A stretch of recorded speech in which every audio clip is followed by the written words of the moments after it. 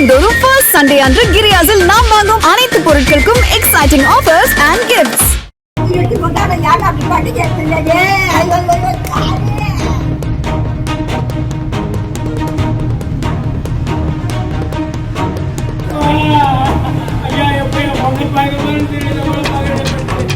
புதுச்சேரி கருவடிக்குப்பம் கெங்கையம்மன் கோவில் வீதியை சேர்ந்தவர்கள் மணி ரமணி தம்பதியர்.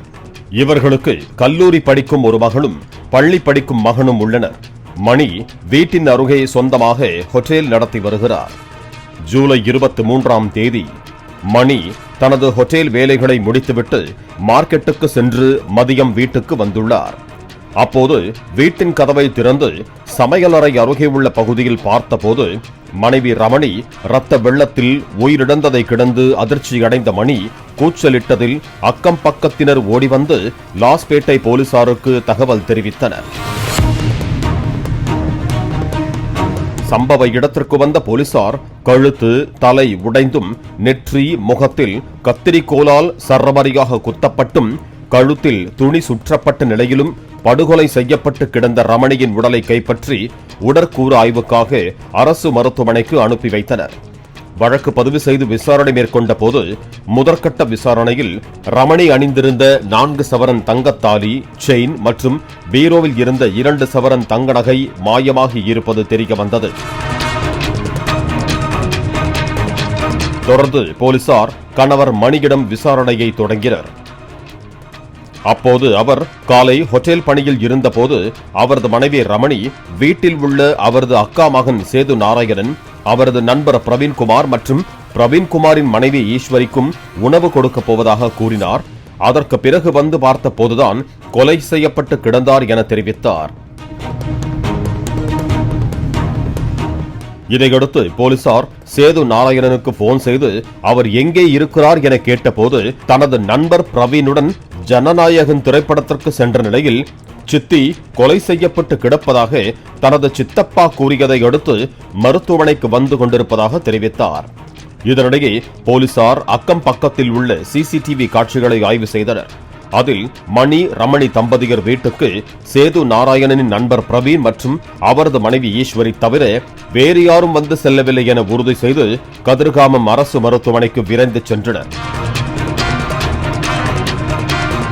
அப்போது அங்கு சேது நாராயணன் உடன் வந்திருந்த பிரவீன் கடைசியாக உங்க கையால தானே வயிறார சாப்பிட்டோம் என ரமணியின் உடலை கண்டு கதறி எழுதுள்ளார். ரமணியின் கணவர் மணி, ரமணியின் அக்கா மகன் சேது நாராயணன் இவர்களையெல்லாம் மிஞ்சும் அளவுக்கு பிரவீனும் அவரது மனைவி ஈஸ்வரியும் போட்டி போட்டுக் கொண்டு மாறி மாறி கதறி கதறி எழுததை பார்த்து சந்தேகமடைந்த போலீசார் பிரவீனை அழைத்துச் சென்று தங்கள் பாணியில் விசாரணையை நடத்தினர். அதில் ரமணியை கொலை செய்ததை அவர் ஒப்புக்கொண்டார்.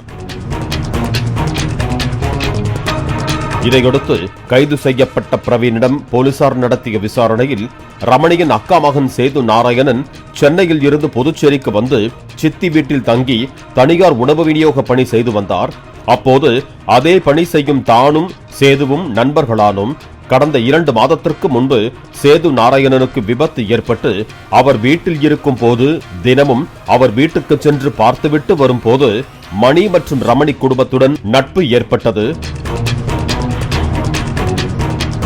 அப்போது ரமணி கழுத்தில் நகைகள் இருப்பதை கண்டு அதனை திருடி எங்களுக்கு இருக்கும் கடனை அடைக்க நினைத்து தொடர்ந்து அவரை நோட்டமிட்டோம்.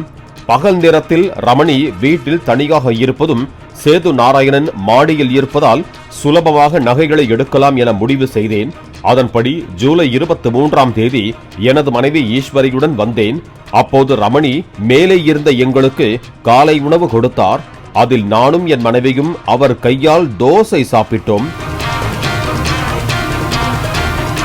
இதனைத் தொடர்ந்து ரமணி கீழ்த்தளத்திற்கு சென்றதும் சேது நாராயணன் கீழே வராமல் திசை திருப்ப எனது மனைவியை அவருடன் ரீல்ஸ் எடுக்க கூறிவிட்டு நான் கீழே சென்று ரமணிக்கு புடவை சர்ப்ரைஸ் என கூறி கிஃப்ட் கொடுத்தேன்.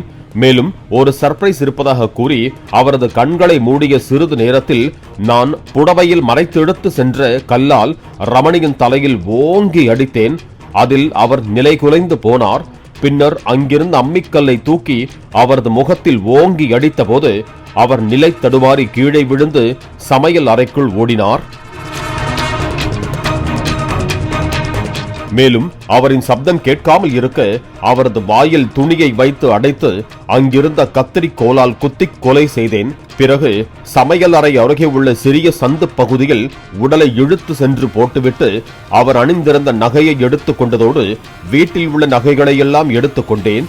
பிறகு ஹால் சமையல் அறையில் இருந்த இரத்தக் கரையை சுத்தம் செய்து வீட்டின் கதவை பூட்டிவிட்டு எதுவும் தெரியாதது போல கூலாக வந்து மனைவி ஈஸ்வரி மற்றும் சேது நாராயணன் இருவரையும் படத்துக்கு அழைத்துச் சென்றேன். படத்திற்கு புதுச்சேரி திரையரங்கில் டிக்கெட் இல்லாததால் கடலூருக்கு சென்ற போது ரமணியின் கணவர் மணி போன் செய்து கொலை சம்பவத்தை கூறினார். இதையடுத்து நேரில் வந்து பார்க்கவில்லை என்றால் மாட்டிக்கொள்வோம் என நினைத்து துக்கம் விசாரித்த போது போலீசாரிடம் மாட்டிக்கொண்டேன் என திடுக்கிடும் வாக்குமூலத்தை கொடுத்துள்ளார். இதையடுத்து போலீசார் பிரவீன்குமார், அவரது மனைவி ஈஸ்வரி ஆகியோரை கைது செய்தனர்.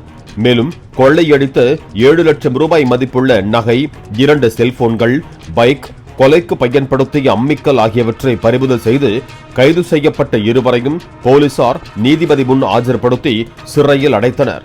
கைது செய்யப்பட்ட தம்பதியின் 8 மாத ஆண் குழந்தை ஈஸ்வரியின் பெற்றோரிடம் ஒப்படைக்கப்பட்டது.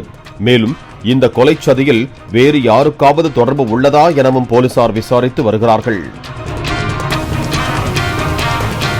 பாலிமர் செய்திகளுக்காக புதுச்சேரி செய்தியாளர் சண்முக சுந்தரம்.